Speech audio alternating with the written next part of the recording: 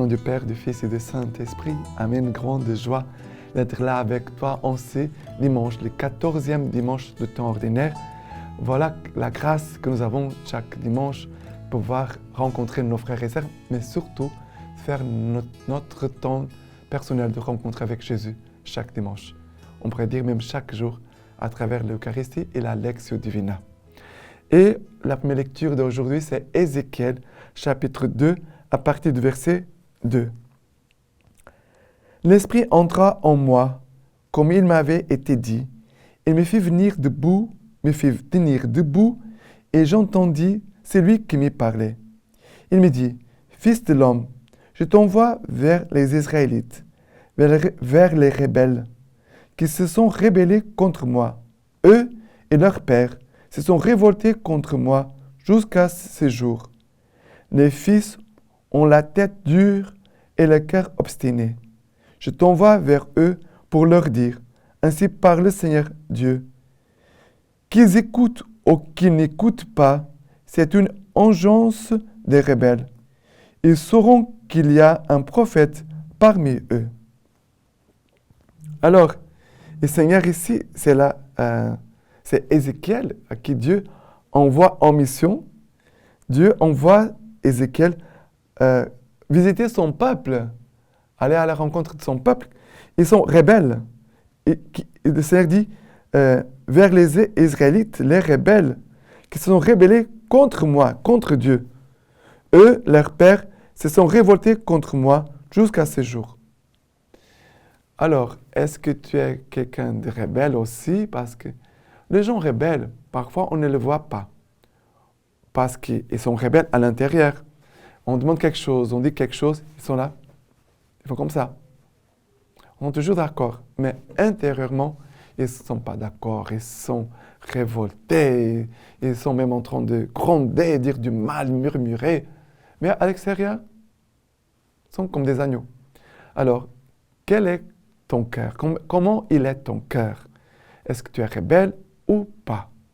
Jésus veut nous apprendre à être docile, doux comme lui. Je suis doux et humble de cœur, nous a dit Jésus. Apprenez de moi. Alors ici, Dieu envoie les prophètes pour parler à des gens rebelles. Ça veut dire que la mission n'est pas facile. La mission n'est pas facile.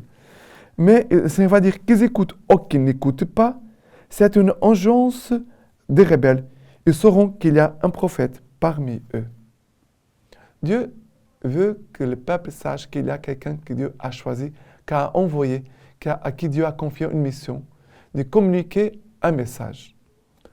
Un prophète, c'est quelqu'un qui porte un message pour les biens du peuple, pour le salut du peuple. Voilà, le message d'un prophète, c'est toujours, même quand il a des paroles dures, le but, c'est toujours les biens, la bénédiction, le salut, la conversion, le changement du cœur du peuple. Ce n'est pas pour dire, voilà, ils sont rebelles, alors je vais les maudire. Je vais vous maudire, voilà, parce que vous êtes rebelles. Non, n'oublions pas. Un prophète, il porte toujours un trésor, une parole, quelque chose de la part du Seigneur, pour aider son peuple. Jésus a dit, je ne suis pas venu pour condamner, mais pour sauver. Alors, Dieu envoie toujours des paroles, même parfois quand elles sont un peu dures, mais le but du message, c'est toujours le salut des personnes. D'accord? On pourrait dire, Dieu veut notre bonheur, même si l'homme pécheur, parfois, ne choisit pas le bonheur, parce que choisir le bonheur, parfois, c'est difficile, c'est exigeant. Ce n'est pas toujours facile. Mais c'est les chemins du Seigneur. Nous devons toujours faire confiance au Seigneur. D'accord? Les prophètes ici, ils doivent faire confiance au Seigneur qui l'envoie pour que le peuple puisse savoir qu'il y a un prophète. Ça veut dire, le prophète, il est un signe de la présence du Seigneur au milieu de son peuple. D'accord? Et le psaume d'aujourd'hui, c'est le psaume 123 à partir du verset 1. Voilà. Vers toi, j'ai les yeux levés. Qui te tiens au ciel?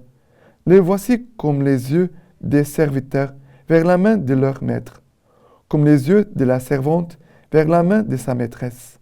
Ainsi nos yeux vers le Seigneur notre Dieu, tant qu'il nous prenne en pitié. Pitié pour nous, Seigneur, pitié pour nous. Trop de mépris de mépris nous rassasie. Notre âme est par trop rassasiée des sarcasmes des satisfaits. Alors, et ici, nous parle les yeux, les voici comme les yeux des serviteurs vers la main de son maître. Un prophète, aujourd'hui on parle de prophète. Le prophète, c'est quelqu'un qui est toujours tourné vers Dieu, qui regarde Dieu, qui ne se regarde pas soi-même, qui ne regarde pas seulement les choses difficiles. Il regarde Dieu, et sait que ce que Dieu lui demande, Dieu va tout conduire avec sa grâce. Ça veut dire que je vis un grand abandon. Les yeux levés vers son maître, vers son Seigneur, vers son Dieu. Et je fais confiance, je l'écoute, je reçois une mission et après je me lance avec toute confiance. Car c'est Dieu qui conduit tout, c'est Dieu qui prépare le cœur du prophète pour recevoir la mission, le message. Et c'est aussi Dieu qui prépare le peuple à qui le prophète est envoyé. D'accord? Faisons confiance et n'oublions pas que le prophète, c'est un signe de Dieu parmi le peuple. Deuxième lecture d'aujourd'hui, c'est 2 aux Corinthiens, chapitre 12, à partir du verset 7. Et pour que l'excellence même de ces révélations ne m'enorgueillisse pas, il m'a été mise une écharde en la chair, un ange de Satan chargé de me souffleter, pour que je ne m'enorgueillisse pas. À ce sujet, par 3 fois, j'ai prié le Seigneur pour qu'il s'éloigne de moi. Mais il m'a déclaré, ma grâce te suffit, car la puissance se déploie dans la faiblesse. C'est donc de grand cœur que je me glorifierai surtout de mes faiblesses, afin que repose sur moi la puissance du Christ.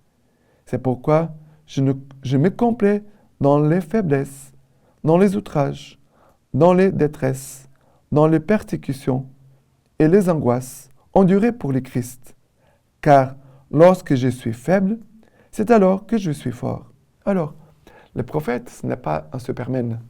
Il est tout puissant, je suis un prophète, voilà, tout le monde va voir que j'ai un pouvoir divin. Et il y a des gens qui ont des charismes, et la prophétie, c'est aussi un charisme, mais le charisme, il est toujours exercé avec beaucoup d'humilité. Vous voyez qu'ici, Paul, qui était aussi un prophète, un signe du Seigneur pour leur temps, pour son peuple, il dit, mais il m'a déclaré, ma grâce te suffit. Il a dit, Seigneur, éloigne-moi.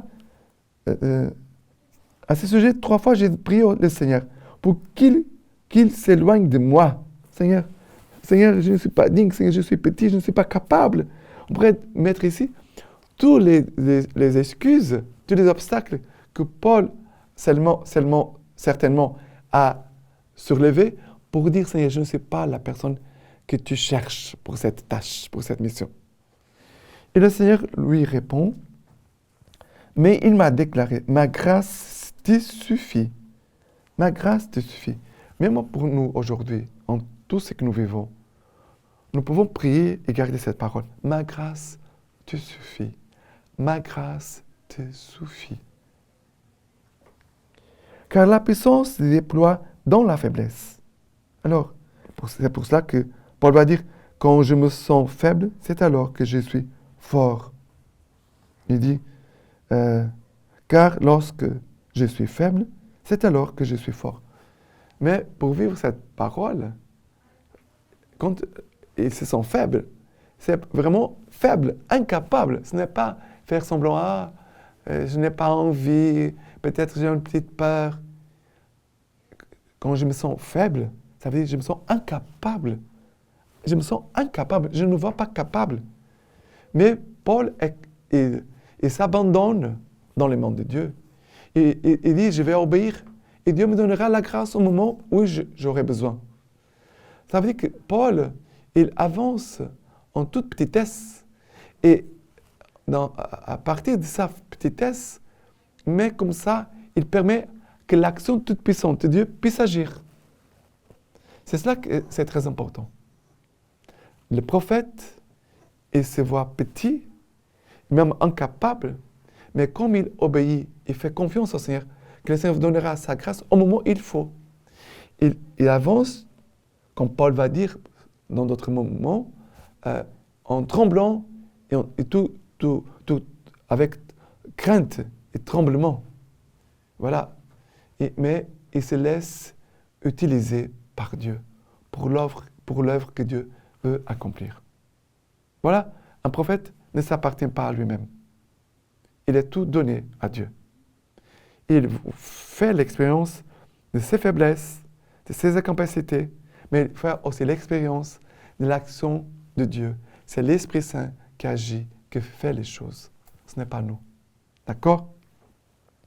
Et l'évangile d'aujourd'hui, c'est Marc, chapitre 6, à partir du verset 1. Étant sorti de là, il se rend dans sa patrie et ses disciples le suivent. Le sabbat venu, il se mit à enseigner dans la synagogue et le grand nombre, en l'entendant, étaient frappés et disaient, d'où cela lui vient-il? Et qu'est-ce que cette sagesse qui lui a été donnée et ces grands miracles qui se font par ses mains? Celui-là n'est-il pas le charpentier, les fils de Marie, les frères de Jacques, de José, de Jude et de Simon? Et ses sœurs ne sont-elles pas ici chez nous? Et ils étaient choqués à son sujet. Et Jésus leur disait, un prophète n'est méprisé que dans sa patrie, dans sa parenté et dans sa maison. Et il ne pouvait faire là aucun miracle, si ce n'est qu'il guérit quelques infirmes en leur imposant les mains. Et il s'étonna de leur manque de foi. Alors, le prophète n'est pas compris, n'est pas même reconnu par sa parenté, par sa famille, par sa patrie.